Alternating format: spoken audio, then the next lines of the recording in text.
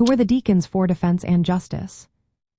Have you ever wondered how African Americans stood up against violence during the Civil Rights Movement? One remarkable group that emerged in the 1960s was the Deacons for Defense and Justice. Formed in 1964 in Jonesboro, Louisiana, this group was made up of African American men who were determined to protect their communities. Their creation came in response to the violent attacks from the Ku Klux Klan and the oppressive law enforcement under Jim Crow laws. Most of the members were military veterans from World War II and the Korean War. This background gave them a disciplined and organized approach to self-defense.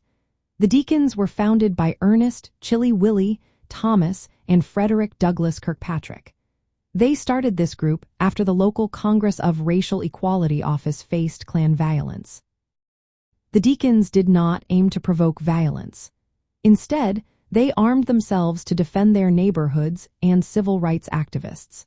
They only responded with force when they were attacked. Their presence was vital in protecting African Americans who were trying to register to vote and in supporting civil rights workers, both black and white. After starting in Jonesboro, the Deacons quickly expanded. They established chapters in nearby towns like Bogalusa, Homer, and Faraday, as well as in Mississippi, Arkansas, and Alabama.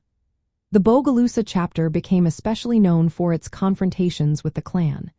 These confrontations drew national attention and pressured federal authorities to act against Klan violence in the Deep South. The Deacons played a protective role in many significant civil rights events.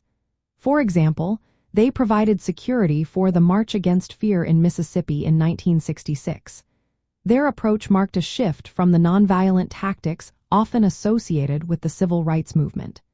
They openly embraced armed self-defense as a necessary measure when legal protections failed. By the late 1960s, after the passage of major civil rights legislation like the Voting Rights Act of 1965, the Deacons gradually faded from the spotlight.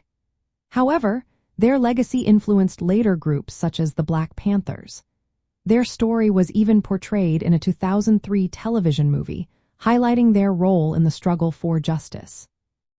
From a 1960s nostalgia perspective, the Deacons for Defense and Justice representing a bold chapter of the civil rights era.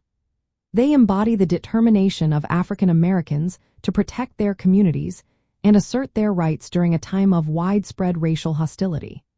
Their story captures the spirit of resilience and self-reliance that defined much of the fight for equality in that decade.